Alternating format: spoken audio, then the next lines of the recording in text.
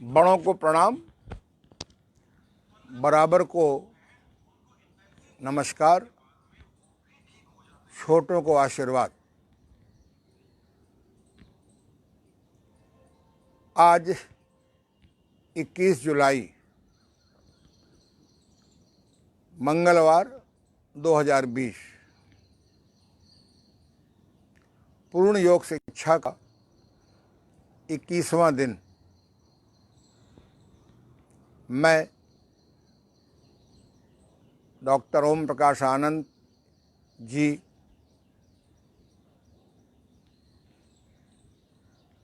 प्रधान चिकित्सक, देव अंतर्राष्ट्रीय योग केंद्र, गीतानगर, कानपुर, प्रधान योग आचार्य, देव अंतर्राष्ट्रीय योग केंद्र, मोती झील, कानपुर, प्रेसिडेंट INO, जिसका पूरा नाम है इंटरनेशनल नेचुरोपैथी ऑर्गेनाइजेशन। इस संस्था के चेयरमैन संस्थापक श्री जयप्रकाश अग्रवाल जी, सूर्या रोशनी वाले, महामंत्री डॉक्टर अनंत बिरादर जी, सहमंत्री डॉक्टर PK शूरी, संयुक्त मंत्री डॉक्टर विनोद कश्यप, उपाध्यक्ष डॉक्टर सल्ला तिवारी, डॉक्टर DN मिश्रा, इन सब की लंबे समय की इच्छा थी कि माँ सरस्वती ने मुझे जो नए नए अनुभव दिए हैं, देश काल परिस्थितियों के अनुसार से उनका सरलीकरण किया है, इस सबको कैसे मिले। वेब्स के माध्यम से, वेबिनार के माध्यम से मैं आप सबको ये अपना ज्ञान आशा करता हूँ कि इसी प्रकार से एक वर्ष के अंदर जो प्राकृतिक चिकित्सा प्लस की सारी 10 विधाएं हैं, इनका मैंने सरलीकरण किया है, आप तक पहुंचा सकूं, जिससे अपने रोगियों की अच्छी सेवा कर सकें, अपने साधकों को अच्छी साधना सिखा सकें और साथ में अपनी धार्मिक मार्गों से समृद्धि भी बढ़ा सकें। क्योंकि धन के अभाव में, समृद्धि के अभाव में भी आदमी कुछ करना चाहता है तो भी नहीं कर पाता। मुझे स्वयं लगभग 50 वर्ष लग गए आप तक अपनी बात पहुंचाने में। फिर भी कोई आपको शंका हो तो मेरी वेबसाइट anandyoga.com, colorblindsurecure.com में जाकर के मेरे बारे में, मेरी संस्था के बारे में विस्तृत जानकारी ले सकते हैं। फिर भी बहुत जिज्ञासा हो तो मेरा मोबाइल नंबर 9336115528 एंड 9336235850 से संपर्क कर सकते हैं। कभी मैं आपका फ़ोन ना उठा पाऊँ किसी कारण से, तो जब मिस कॉल में देखूंगा तो अपनी सुविधा अनुसार आपको रिकॉल कर दूंगा। आज हम लोग सूक्ष्म व्यायाम प्रचारित बाई श्री धीरेन्द्र ब्रह्मचारी जी, जो इस देश के क्या विश्व के लगभग प्रथम योग प्रचारक माना जा सकता है, और उनके गुरु स्वामी कार्तिकेय जी ने एक अद्भुत योग व्यायाम की विधा अन्वेषित की है। उसका नाम है सूक्ष्म व्यायाम। सूक्ष्म व्यायाम अभी तक मैंने देखा है किसी यूनिवर्सिटी के कोर्स में नहीं मिला मुझे। जैसे स्वामी देवमूर्ति जी द्वारा अन्वेषित रीढ़ के घुमावदार व्यायाम नहीं मिल रहे हैं, इसी प्रकार से स्वामी कार्तिकेय जी द्वारा अन्वेषित सूक्ष्म व्यायाम जो 48 है और श्रम व्यायाम जो लगभग 6 हैं, ये ऐसी अद्भुत योग की विधा है कि जिनको शिकायत है कि योग से हमारी मसल्स नहीं बन पाते, हम ताकतवर नहीं हो पाते, इस विधा से उसमें सहायता मिलेगी। एकदम नई व्यवस्था है, नए व्यायाम हैं, बड़े अद्भुत हैं। उनको मैं 3 दिन बाद आपके सामने प्रस्तुत करूंगा। जो आज लोग अंग अंग के व्यायाम जिनको मैंने शुरू में कराया था, कुछ लोग उनको सूक्ष्म व्यायाम बोलते हैं, वास्तव में सूक्ष्म व्यायाम नहीं है। वो सूक्ष्म व्यायाम की परंपरा तो कार्तिकेय जी ने अन्वेषित की है। मैं उनको प्रणाम करता हूँ। धीरेन्द्र ब्रह्मचारी जी, स्वामी धीरेन्द्र ब्रह्मचारी जी को प्रणाम करता हूँ, जिन्होंने सबसे पहले केंद्रीय विद्यालयों में योग शिक्षकों का प्रारंभ किया था, जिन्होंने चित्रहार के पहले या चित्रहार के बाद योगासनों का प्रदर्शन करते थे। कभी कभी हम लोग नींव के पत्थरों को भूल जाते हैं और हम लोग उनको याद कराते हैं। आज हम लोग बात करेंगे प्राणायाम की। प्राणायाम हमारे भारतवर्ष में कोको कोला से कम प्रचारित नहीं हो गया है। लोग प्राणायाम का चाहे अर्थ न जानते हो, प्राणायाम के प्रकार चाहे न जानते हो, चाहे सावधानियां न जानते हो, लेकिन इतना समझ गए हैं कि प्राणायाम बहुत अच्छी चीज़ है। तो आइए पहले हम लोग जानें कि प्राणायाम क्या है। अष्टांग योग की साधना के अनुसार प्राणायाम चौथी क्रम में लिखा जाता है और हठ योग की साधना में ये तीसरे क्रम में आता है। तो पहले तो देखिए प्राणायाम का अर्थ क्या है। प्राणायाम का शाब्दिक अर्थ है प्राण धन आयाम। प्राण माने होता है जीवनी शक्ति, प्राण माने होता है चेतना शक्ति, प्राण माने होता है आत्मा की छाया, प्राण माने होता है जैविक विद्युत, प्राण माने होता है बायो इलेक्ट्रिसिटी।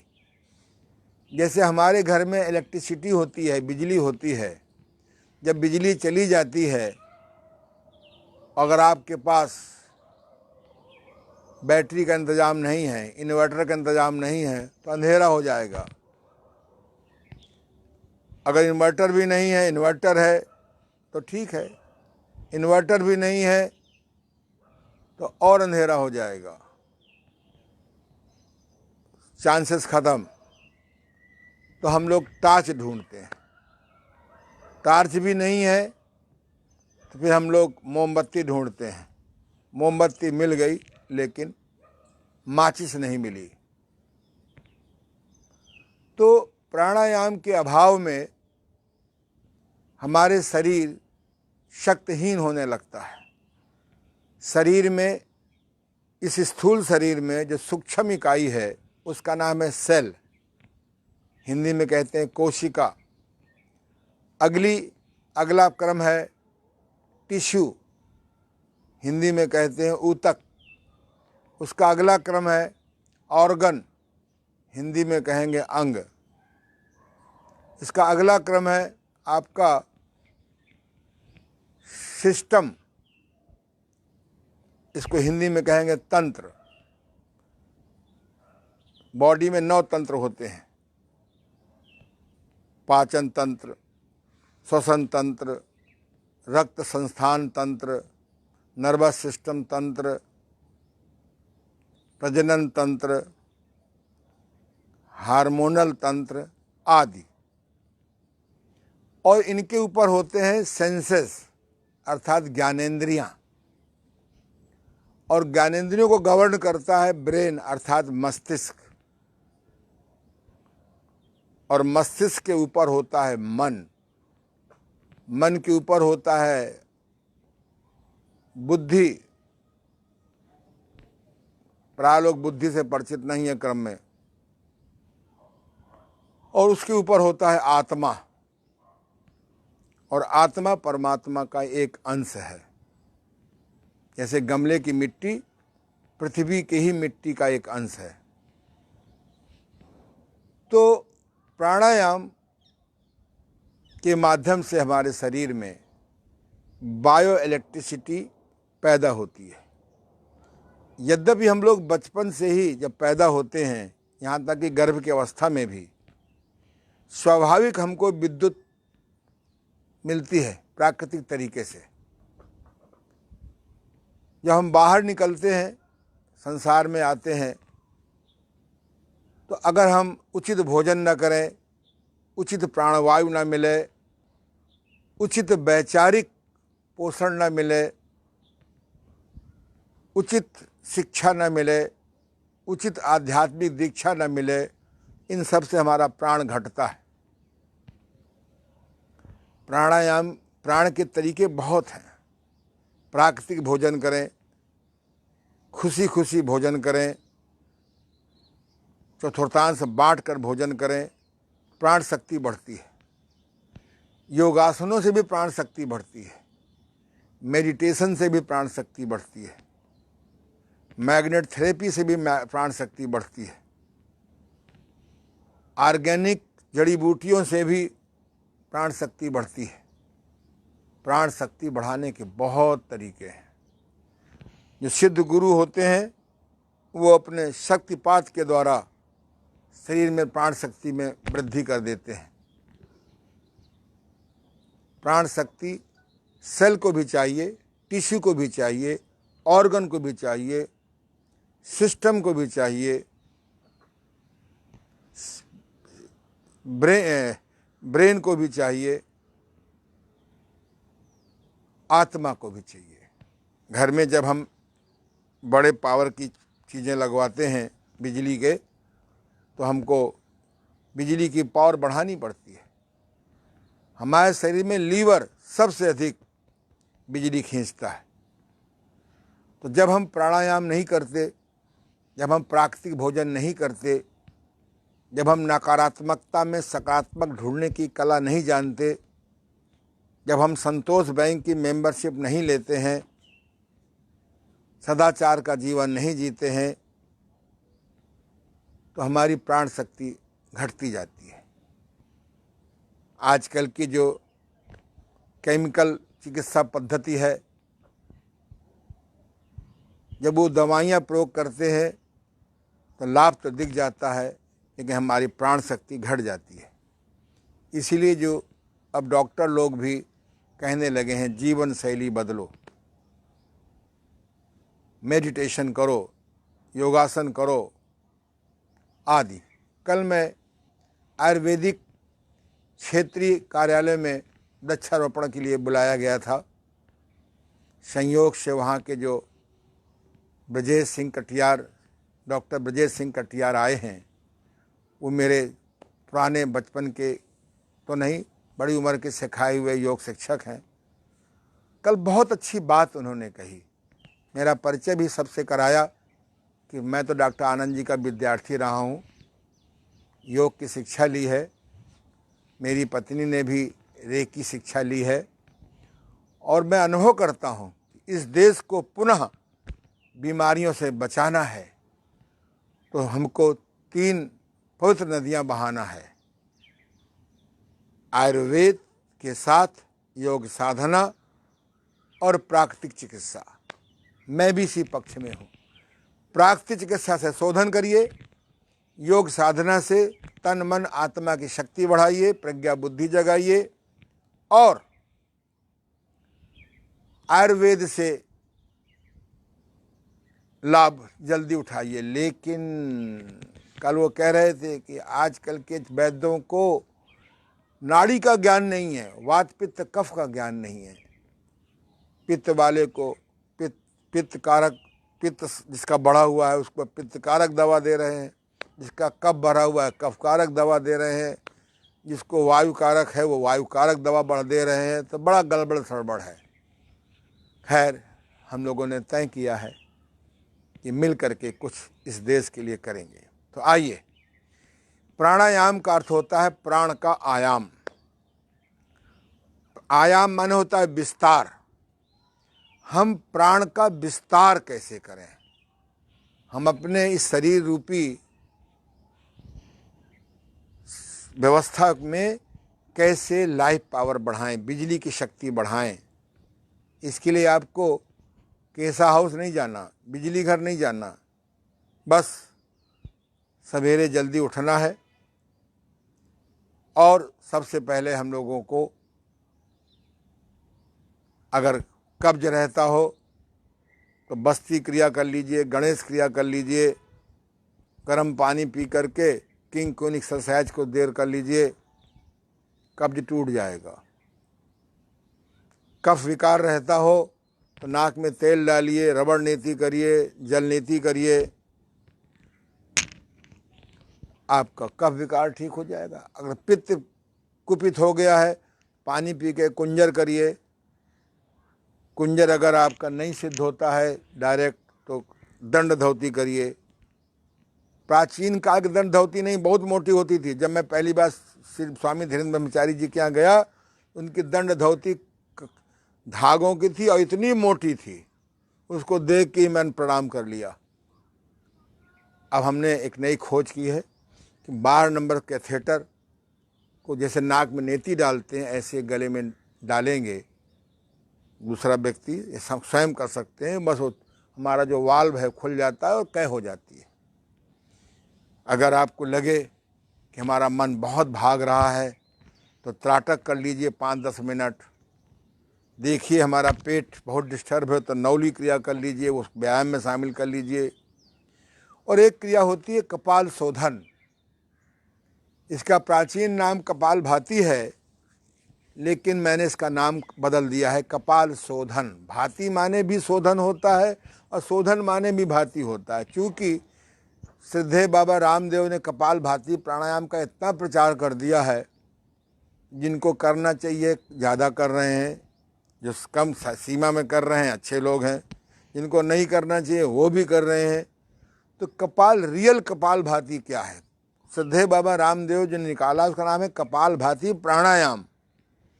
ये जो षटकर्मों में लिखा है उसका नाम है कपाल भाती। वो मिलता जुलता प्राणायाम से है, लेकिन कपाल भाती प्राणायाम नहीं है। वो ब्रेन की, मस्तिष्क की शोधन क्रिया है। इस पर बहुत अध्ययन करने के बाद इसका मैंने सरलीकरण किया है। इसके करने से प्राणायाम का लाभ 10 गुना 100 गुना बढ़ जाता है यदि हम पहले प्राणायाम के कर लें। 2 मिनट लगते हैं मुश्किल से।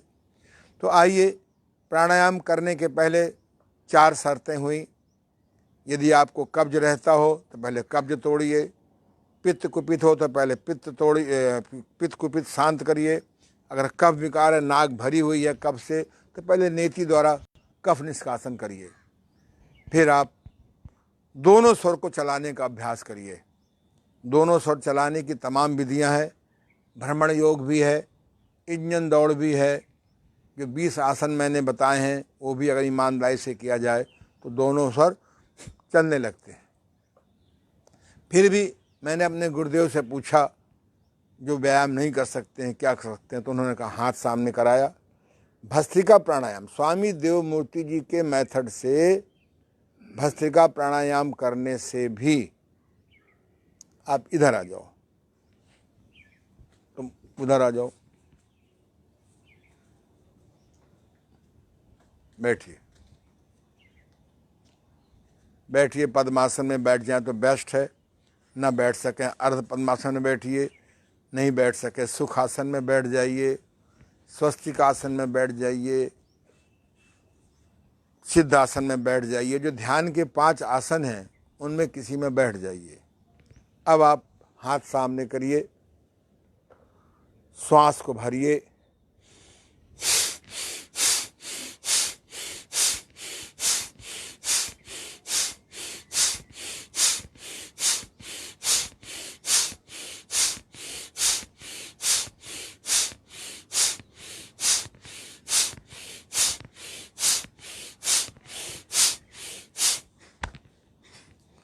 25 बार हम लोगों ने किया आज।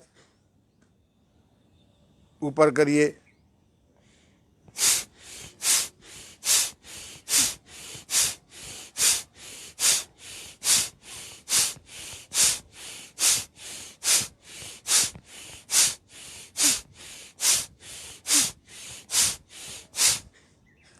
ऐसे हाथों करिए पैरेलल टू द अर्थ। श्वास भरिए,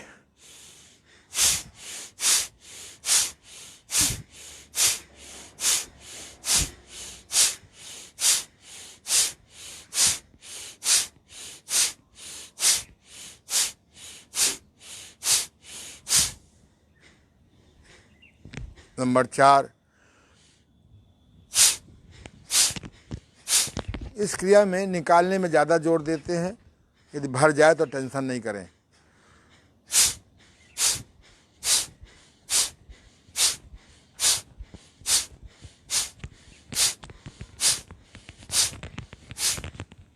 बस प्रायः इतना करने से दोनों स्वट चलने लगते हैं। प्राणायाम के पूर्व जैसे मैंने कहा कि कब्ज का दूर होना बहुत जरूरी है, पित्त का दूर होना, कुपित पित्त का दूर होना बहुत जरूरी है, कुपित कफ का दूर होना बहुत जरूरी है। इन परिस्थितियों में प्राणायाम का लाभ कम होता है या नहीं होता है। प्राणायाम इसलिए गुरुगम्य कहा गया था। तो अब ये पहली शर्त हुई कि आपका कफ कुपित न हो तो नेति क्रिया करिए पहले। पित्त कुपित न हो तो पहले आप कुंजर कर लीजिए। वायु कुपित न हो तो आप बस्ती कर लीजिए। यहाँ ठंडे पानी की पट्टी रख लीजिए पेड़ों पर 5-10 मिनट, इससे भी वायु शांत हो जाती है। मुंह में छोटी हर डाल लीजिए, चूसते रहिए आधा 1 घंटे, उससे भी वायु शांत हो जाती है। अब हम लोग क्या करेंगे कि तीसरा प्रिकॉशन है हमारा, श्वास सीधा जाना चाहिए। श्री ओमनाथ जी, आप अपनी जगह निकल जाओ, ये बिछाई भी ले जाओ। अब आप लेट जाइए।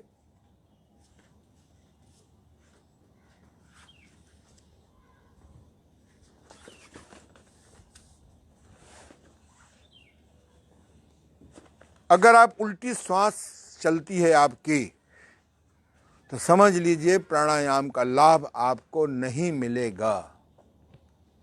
हमारे शास्त्रों में कहा है कि जब हम प्राणायाम करें उसके पहले श्वास सीधा चलना चाहिए, या श्वास नहीं चल रहा है तो सीधा कर लीजिए। इसके लिए आप कोई ऐसी पुस्तक ले लें, 3-4 पुस्तकें घूम के लाओ वहाँ से, बैग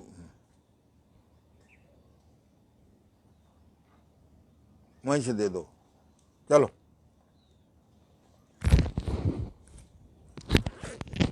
हमारे ज़माने में एक आती थी भार्गव डिक्शनरी, वो घर में अगर हो उसको आप रख लें, या कोई भी किताब रख लें, या 3-4-5 किताबें रख लें पेट के ऊपर।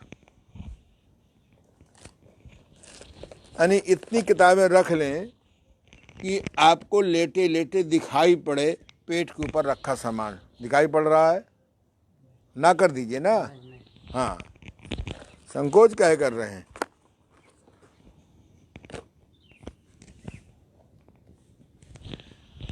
दिखाई पड़ रहा है ना? पढ़ रहा हो, रख दें। Very good. इतनी किताबें रख दें, या कोई इतना हल्का सामान रख लें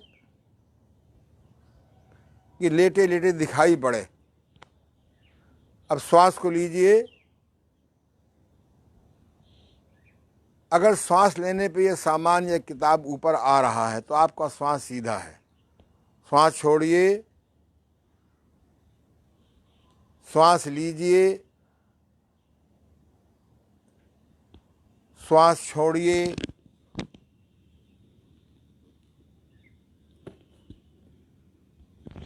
श्वास लीजिए,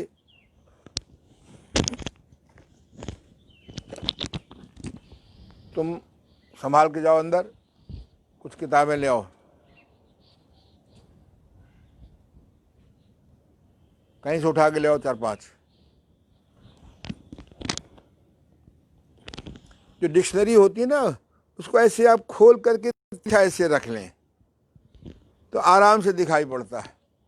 श्वास लीजिए, वेरी गुड। श्वास छोड़िए, श्वास लीजिए,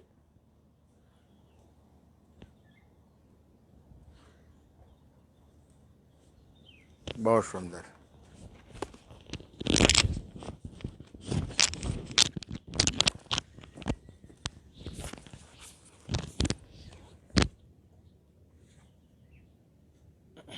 श्वास लीजिए, श्वास छोड़िए, कोई बात नहीं, हो गया। अगर श्वास लेने पर आपका पेट अंदर जा रहा है तो आपका श्वास उल्टा है। चाहे आप मेवा का दूध पियो, चाहे कुछ भी करो, भोजन शक्ति में नहीं बदल पाएगा। इसलिए प्राणायाम के पहले आपका श्वास सीधा होना चाहिए। श्वास भरिए, श्वास छोड़िए, श्वास भरिए, श्वास छोड़िए। प्रारंभ में हो सकता है आपका उल्टा चल रहा हो या कम उठ रहा हो, थोड़ा फोर्स करके करिए। श्वास लीजिए फोर्स करके, ये देखिए, थोड़ा गर्दन और पकड़ लीजिए, ये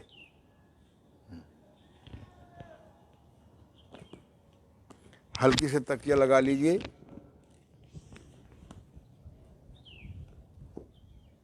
और पीछे ले जाइए किताब।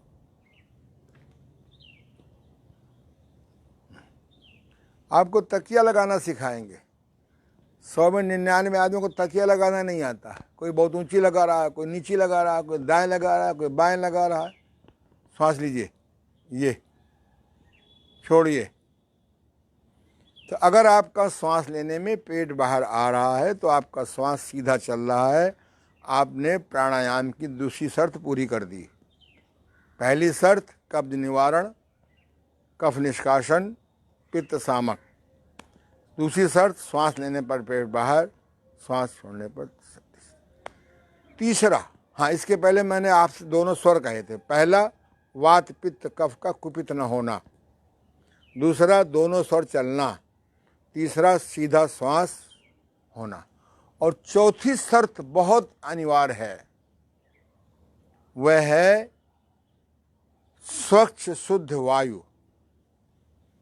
ये नहीं कि आप दोपहर में 9 बजे, सुबह 9 बजे उठे, बस करने लगे आप प्राणायाम। जहाँ चाहे प्राणायाम करने लगे, जैसा चाहे प्राणायाम करने लगे, कुछ नहीं होना। प्राणायाम की एक शर्त है। पहली शर्त, वात पित्त कफ कुपित न हो। इसलिए हठ योगियों ने नेति बस्ती धोती निकाली। दूसरी शर्त, दोनों स्वर चलने चाहिए। तीसरी शर्त, श्वास सीधा होना चाहिए। और चौथी शर्त, स्वच्छ वायु। अभी कोरोना वायरस की कृपा से हमारे कानपुर की गंगा नदी शुद्ध हो गई थी, जो अरबों रुपया खर्च करने से और घपला करने से भी नहीं स्वच्छ हुई थी। हमारे शहर की प्रदूषण लगभग मुक्त हो गया था। आसमान में तारे काफी दिखने लगे थे, क्योंकि पहले ऋषि मुनि हवन करते थे जड़ी बूटियों से, गाय के शुद्ध घी से और मेवा से। इनसे हमारा घर का वातावरण शुद्ध होता था।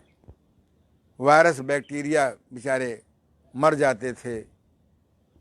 पुनः हमको यज्ञ पद्धति वापस लानी होगी। और हम लोग पिछले 50 सालों से कार के द्वारा, मोटर के द्वारा, बाइक के द्वारा, फैक्ट्रियों के द्वारा बाइक के द्वारा इतना दिन भर हवन करते हैं और सारा वातावरण विषाक्त हो गया। प्राणवायु गंदी वायु में बदल गई, केमिकल वायु में बदल गई। हे मनुष्यों, सावधान हो जाओ, चलें प्रकृति की ओर, चलें योग साधना की ओर, चलें आयुर्वेद की जड़ी बूटियों की ओर। पेटेंट दवाओं को भी नमस्कार करो, शास्त्रीय औषधियों से भी बहुत मजबूरी में लो। पहले हम लोगों को कभी जलन होती थी छाती में तो हमारी अम्मा कहती थी जाओ, चले जाओ खेत में, दूब उखाड़ लाओ। दूब को साफ करके पीस के पिला देती थी, ठीक हो जाते थे। अब नाम नहीं लूँगा किसी कंपनी का, बोला नींबू पानी की क्या जरूरत है, ये लो, 6 सेकंड में एसिडिटी ठीक, फिर 6 साल में अल्सर, फिर 10-15 साल में कैंसर। हमें लौटना होगा, तो इसलिए शुद्ध वायु कैसे मिले। मैं इस समय अपने चिकित्सालय के 4थे खंड में छत पर क्लास ले रहा हूँ। इस समय बड़ी सुंदर हवा है। मैं यहाँ पर प्रायः 3 बजे आके दौड़ता हूँ, भ्रमण योग करता हूँ, प्राणायाम करता हूँ, जॉगिंग करता हूँ लगभग 4 बजे। उस समय पर्याप्त शुद्ध हवा होती है।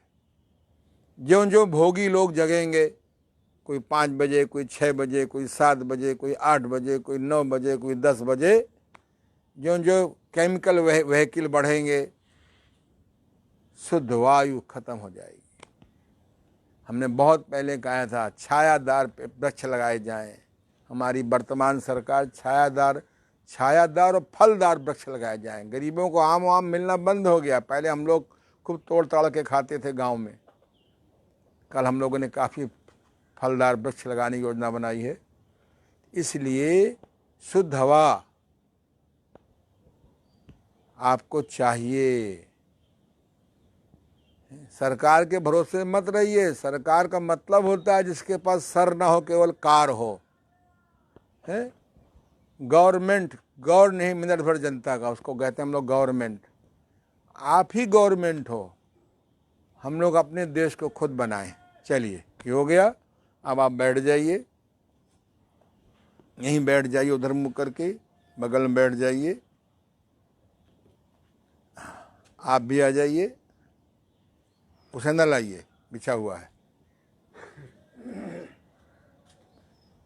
तो आज हम लोग प्राणायाम के साथ साथ सीखेंगे कि प्राणायाम, प्राण अलग चीज है, अब प्राण वायु अलग चीज है।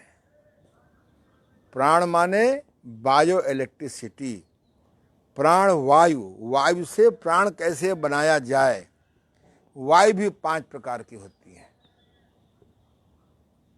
प्राण भी 5 प्रकार, प्राण 5 वायुओं से बनती है। प्राण वायु, अपान वायु, समान वायु, उदान वायु, व्यान वायु। ऐसे ही 5 प्रकार के पित्त होते हैं, ऐसे ही 5 प्रकार के कफ होते हैं। प्राण वायु, अपान वायु, समान वायु, उदान वायु, व्यान वायु, इनके अलग अलग एरिया होते हैं।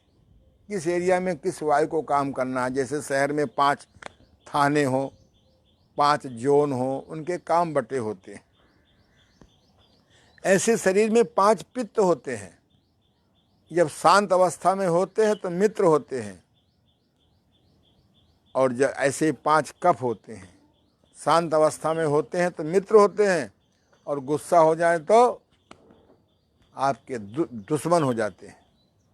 तो आइए हम सबसे पहले प्राण वायु को अंदर ले जाएं। इसके लिए प्राणायाम की 4 अवस्थाएं होती हैं। श्वास का भरना, इसको पूरक बोलते हैं। श्वास को रोकना, इसको रेचक बोलते हैं, कुम्भक कहते हैं। अंतः कुम्भक कहते हैं, केवल कुम्भक भी कह सकते हैं। उसे अंतः कुंभक ज़्यादा अच्छा है। श्वास को निकालना इसको रेचक कहते हैं, और श्वास को बाहर रोकना इसको शून्यक भी कहते हैं और बाह्य कुंभक भी कहते हैं। प्राणायाम की 4 अवस्थाएं होती हैं। आइए मैं आपको सिखा रहा हूं आज पूर्ण प्राणायाम। मेरे गुरुदेव स्वामी देवमूर्ति जी महाराज प्राणायाम की स्वरूप थे। कभी हम लोगों को दिखाते थे, ऐसे बैठ जाते थे और श्वास को भरते थे,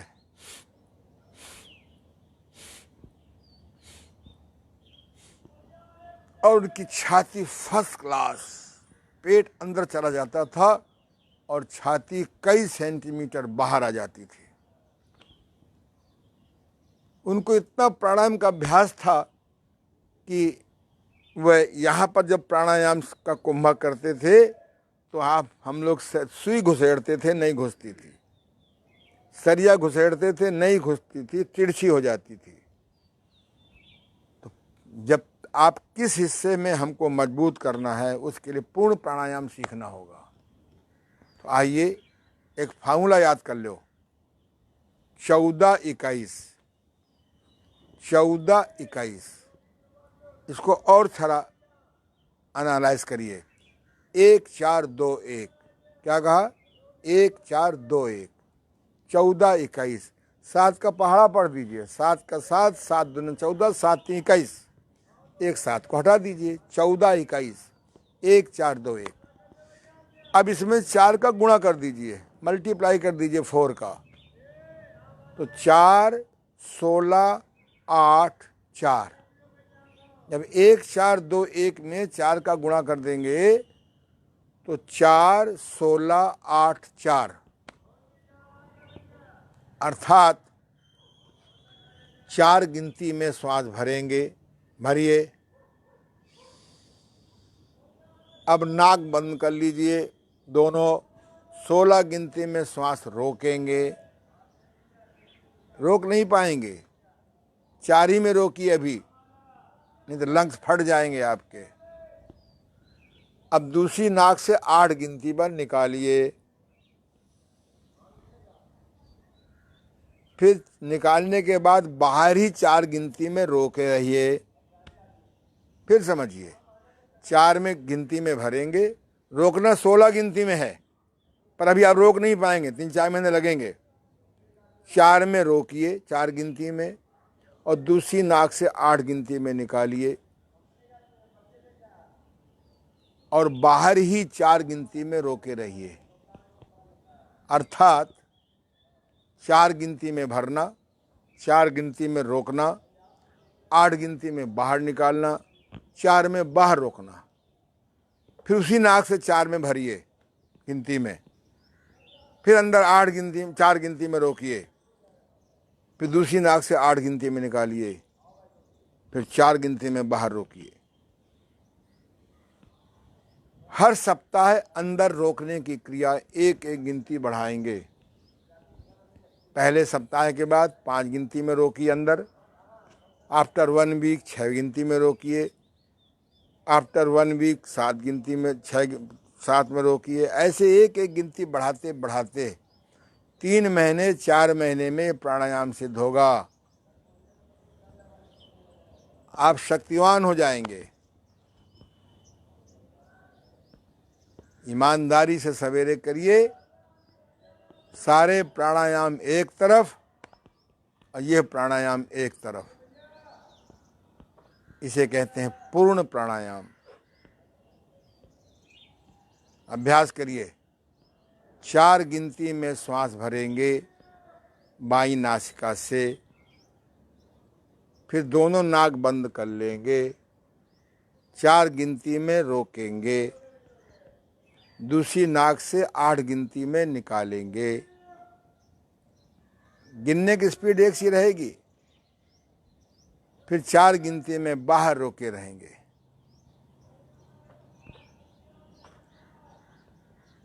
अभ्यास करिए, 5 मिनट अभ्यास करिए। इस प्राणायाम के बिना आप प्राणायाम का पूरा लाभ नहीं उठा सकते। इसे शक्तिवान प्राणायाम भी कहते हैं, पूर्ण प्राणायाम भी कहते हैं, कुंभक प्राणायाम भी कहते हैं।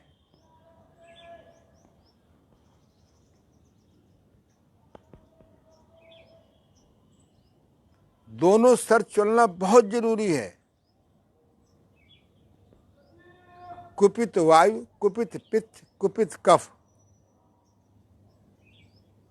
का अकुपित होना बहुत जरूरी है प्राणायाम, पूर्ण प्राणायाम के पूर्व।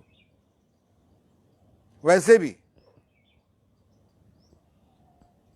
दोनों स्वर चलना बहुत जरूरी है प्राणायाम के पूर्व। श्वास का सीधा चलना बहुत जरूरी है प्राणायाम के पूर्व।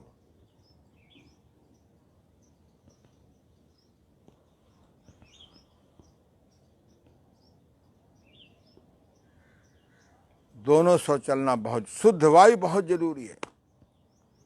गंदी वायु में करेंगे प्राणायाम तो आप लाभ की आशा न करें, हानि की आशा न करें, हानि होगी ही।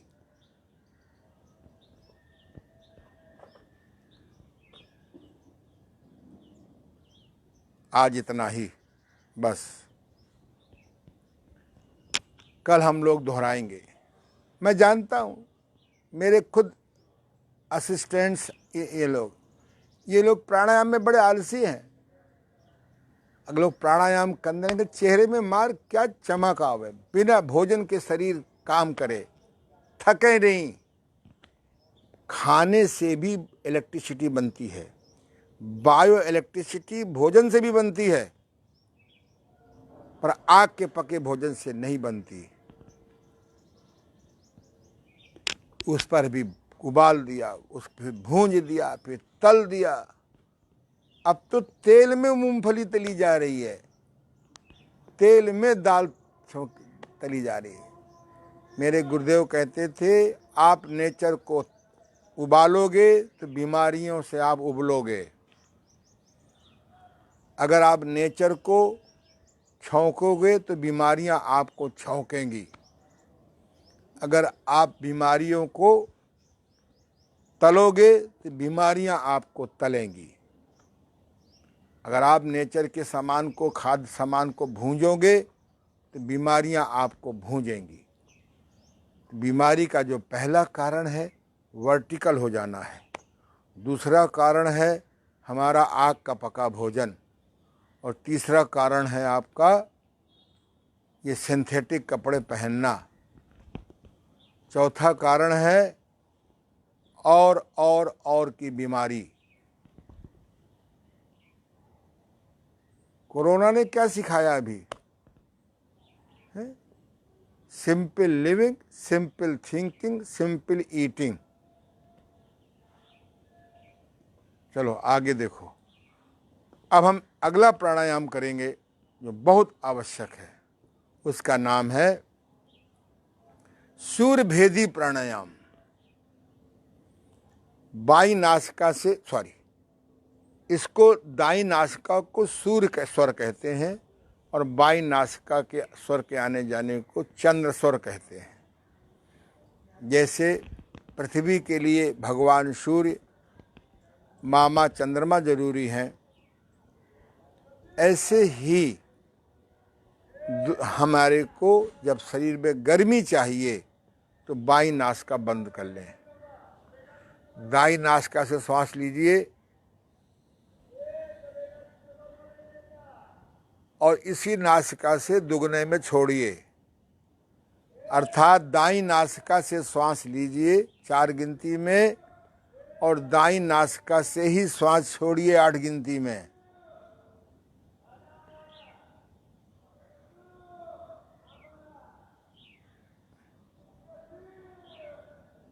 दाई नासिका से ही 4 गिनती में श्वास भरें और दाई नासिका से ही 8 गिनती में निकालें।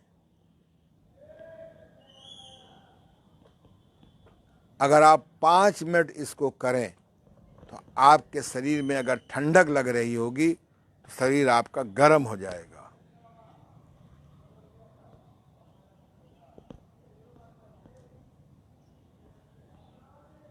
बस आज इतना ही, चक्र पूरा कर ले। अब दूसरा है चंद्रभेदी प्राणायाम। चंद्रभेदी प्राणायाम, इसमें आप दाई नासिका बंद कर लें, बाई नासिका से श्वास भरें 4 गिनती में और बाई नासिका से ही श्वास छोड़ें 8 गिनती में।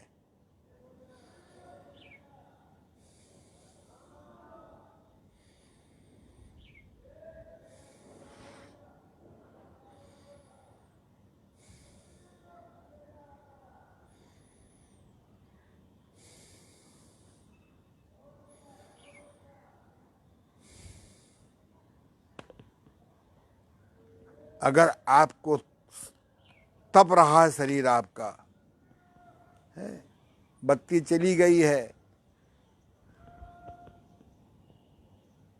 अन्य साधन भी काम नहीं कर रहे हैं, आराम से 5 मिनट आप चंद्रभेदी प्राणायाम करिए और कूलिंग का आनंद लीजिए। जब गाड़ी आप चलाते हैं, अगर आप लाल की ओर कर दें, दाहिनी ओर कर दें एसी को, तो ठंडक गर्मी मिलती है, नीले की तरफ कर दें तो ठंडक मिलती है। परमात्मा ने इसे बनाया है लाल माने गरम, इसे बताया है नीला बनाया है अर्थात ठंडक। योगी लोग आपके थोड़ा एसी में रहते हैं। अब तो लोग शौचालय में भी एसी लगा रहे हैं। एसी बहुत दुर्भाग्यपूर्ण खोज है। पहले भी लोग रहते थे।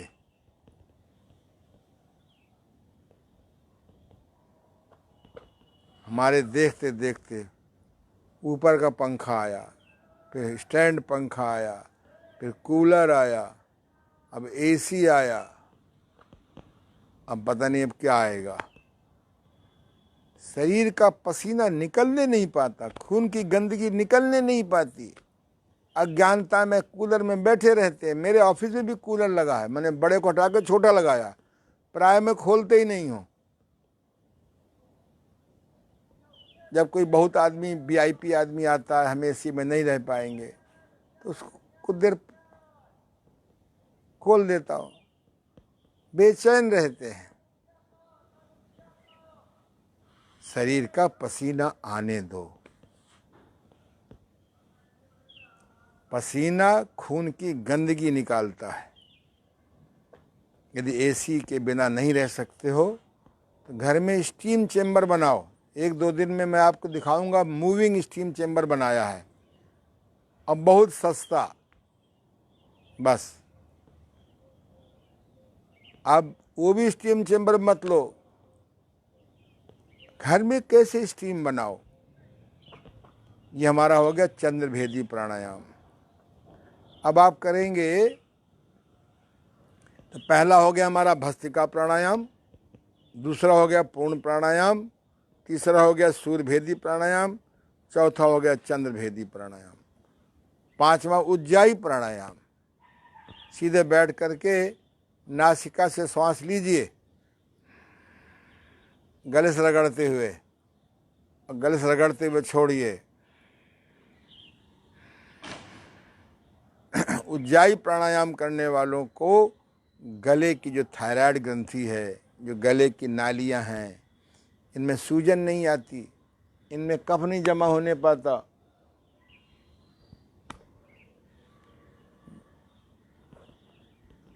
उज्जाई प्राणायाम करने वालों को थायराइड नहीं हो सकता। अगर आप थायराइड से मुक्ति चाहते हैं तो कब्ज निवारण करिए, कुपित कफ निवारण करिए, कुपित पित्त निवारण करिए बस्ती नेति धोती से, और साथ में उज्जाई प्राणायाम करिए। साथ में जल्दी लाभ होने के लिए गले की थ्रोट, मैग्नेटिक थ्रोट बेल्ट बांध लीजिए। अगर रिफ्लेक्सोलॉजी का ज्ञान हो एक्यूप्रेशर में तो हम आपको बताएंगे, ये पॉइंट दबाइए 60 बार, फिर ये पॉइंट दबाएंगे 60 बार। मैं आपको रिफ्लेक्सोलॉजी एक्यूप्रेशर भी सिखाऊंगा, बहुत सरल है, बड़ा वैज्ञानिक है। सावधान, Acupressure is not a complete science. Magnet therapy is not complete science. Herbal therapy is not complete science आदि। लेकिन अगर आप नेचुरोपैथी जोड़ दें और योग साधना जोड़ दें तो ये कंप्लीट साइंस बन जाती है। हर नेचुरोपैथ को, हर योग शिक्षक को 5 विधाएं तो सीखनी चाहिए: प्राकृतिक चिकित्सा, योग साधना, मैग्नेट थेरेपी, एक्यूप्रेशर, रिफ्लेक्सोलॉजी और 10-20 घरेलू जड़ी बूटियों का ज्ञान। यदि केमिकल दवाइयाँ अर्जेंट तो लाभ दिखाएंगी, बाद में आपको कैंसर से नीचे मरने नहीं देंगी। अगर बढ़ते हुए कैंसर को रोकना है तो हमको ये 5 पवित्र नदियों को बहाना पड़ेगा, पंजाब बनाना पड़ेगा। आज का पंजाब नहीं, वहाँ 10 आदमी में 8 आदमी ड्रग खाने लगे हैं। जब पैसा बढ़ जाता है तो यही होता है। इसलिए पैसा को ठगनी कहा गया। एक सीमा के बाद पैसा दुख देने लगता है। अगर दुर्व्यसन नहीं भी फंसे तो लोभ में फंस जाते हो। न देना पड़े, न निकालना पड़े, न घटे।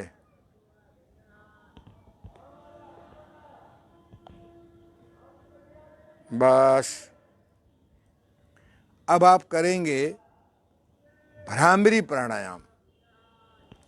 बहुत ज़्यादा लॉजिक में मत जाइए, सीधा सीधा कानों में उंगली डालेंगे, उसके पहले सुन लीजिए और ओम ध्वनि करेंगे।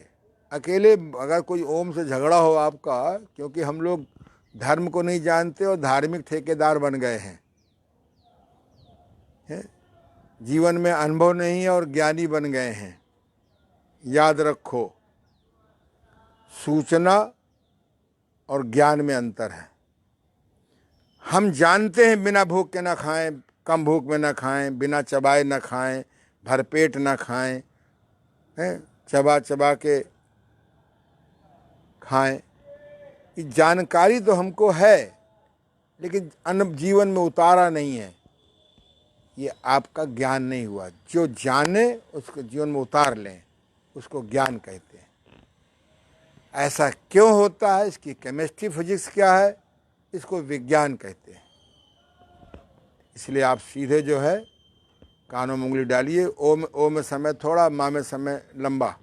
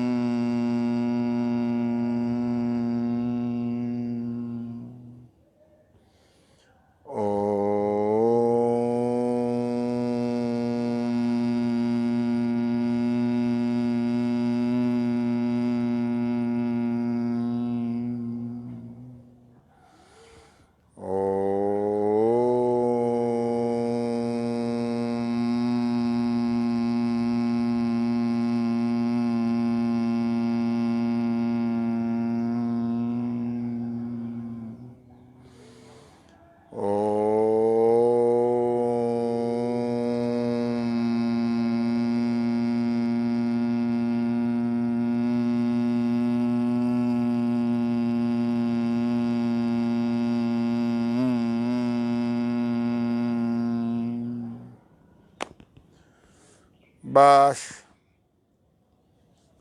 ये जो ओम ध्वनि है, ये पेट की भी एक्सरसाइज है, फेफड़े की भी एक्सरसाइज है, ब्रेन की भी एक्सरसाइज है। जब ईश्वर के आदि नाम ओम जोड़ देते हैं तो ईश्वर भी प्रसन्न होता है। बहुत अच्छी क्रिया है। कल आपको हम ऐसे 12 प्राणायाम आपको सिखाएंगे। कौन सा प्राणायाम शीतकाल में करना चाहिए, कौन सा प्राणायाम गर्मी में करना चाहिए, ग्रीष्मकाल में करना चाहिए, कौन से प्राणायाम किस पर्पस से करना चाहिए। लेकिन पूर्ण प्राणायाम का अभ्यास सबको करना चाहिए। ये शक्ति से भरा होता है।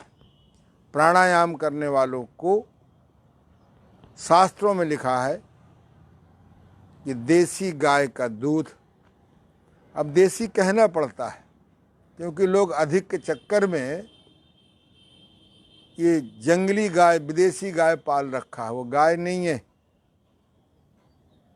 लोग दूध पीते थे।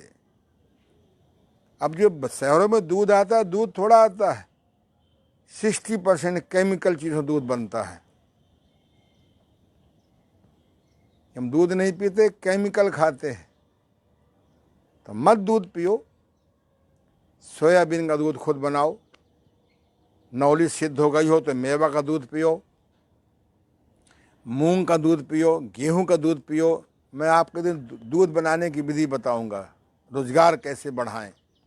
कोई पूंजीपति माइंड मेरी बात समझ जाएगा तो मैं अनाजों का दूध कैसे बनाएं, मेवा का दूध कैसे बनाएं, ये घर में बना लीजिए। सस्ता भी पड़ता है, शुद्ध भी रहता है। और देसी गाय का घी लिखा हुआ है। मैं तो घी का भी विरोधी हूं। जो चीज आग में रख करके जला दी जाती है, भून दी जाती है, उबाल दी जाती है, उसके प्राकृतिक गुण खत्म हो जाते हैं। इसलिए भगवान कृष्ण जो है मक्खन खाते थे, मट्ठा पीते थे। मक्खन बेस्ट है। अब मैं किसकी पोल खोलूंगा। बाजार में मक्खन में बहुत खूबसूरती से बेसन मिलाया जाता है। चलो बेसन ही तो मिलाते हैं, केमिकल नहीं मिलाते हैं। मैं आपको एक दिन सिखाऊंगा मूंगफली का दूध कैसे बनावें। घर में मूंगफली का दूध बना लीजिए, सस्ता भी पड़ेगा, हजम भी हो जाएगा, पैसे भी, और आपको मज़ा आनंद भी आ जाएगा। हम वर्टिकल हो चुके हैं, तो वर्टिकल चीज़ों के दूध में होता ही क्या है। इसलिए हम लोग सीखेंगे कैसे दूध बनाएं अपने घर में। ये सब चीज़ें, हाँ, लेकिन चिकनाई खानी चाहिए। दूध से आपको चिढ़ हो, मेरी तरह नाराज़गी हो, तो आप मुट्ठी भर मूंगफली भिगो दीजिए, योगाभ्यास के बाद खूब चबा के खा लीजिए। मूंग चना मूंगफली, 1 किलो मूंग, 1 किलो चना, 1 किलो मूंगफली ले आइए, बिना आग का पका भोजन मिला दीजिए। रोज 1 मुट्ठी भिगो दीजिए, सेकंड डे कपड़े में बांध दीजिए, थर्ड डे अंकुर निकल आएगा। मुस्कराएंगे, उन्हें चबा चबा के खा लो। बेस्ट है, नमक ना मिलाओ। नहीं इतना बस में हल्का सा मिला लो, नींबू मिला लो या किशमिश मिला लो धो करके। ये जिंदा भोजन करो, प्राकृतिक भोजन करो, नेचुरल फूड लो, तो शरीर भी के अंदर रौनक भी बढ़ेगी, इम्यूनिटी बढ़ेगी। आज मैं अखबार पढ़ रहा था, मैं तो 4 अखबार मंगाता हूँ, सबको पढ़ता हूँ, आधा घंटे में देखता हूँ। सब लोग अपनी अपनी दवाइयाँ बेच रहे हैं। इम्यूनिटी बढ़ाती है, इम्यूनिटी बढ़ाती है। अरे प्राणायाम से इम्यूनिटी बढ़ती है, योगासन से इम्यूनिटी बढ़ती है, प्राकृतिक भोजन करने से इम्यूनिटी बढ़ती है। जिससे गुस्सा हो जाए उसको क्षमा कर दो, इम्यूनिटी बढ़ेगी। जो आपसे गुस्सा हो जाए उससे क्षमा मांग लो, जो क्षमा करो। वासना रहित प्रेम करने से इम्यूनिटी बढ़ती है। इस समय की इम्यूनिटी मुझे लगता है कंपनी वालों को भी नहीं मालूम कि इम्यूनिटी क्या होती है। एक दिन बताऊंगा इम्यूनिटी किन किन चीज़ों से घटती है, कैसे बढ़ती है। तो मैंने इस क्षेत्र में अध्ययन किया है, अनुभव किया है, 50 साल अध्ययन किया, लिखा, पढ़ा। अब भगवान की मर्जी है कि मैं बेबरान के माध्यम से आपको घर बैठे कुछ सिखा दूँ। आप सबको बहुत बहुत धन्यवाद। जिसको भी कोई हो अपने व्हाट्सएप से मुझे भेज दे, पर व्हाट्सएप में मुझे फ़ोन कर दे कि मैंने व्हाट्सएप में भेजा है। एसएमएस तो मैं पढ़ लेता हूँ।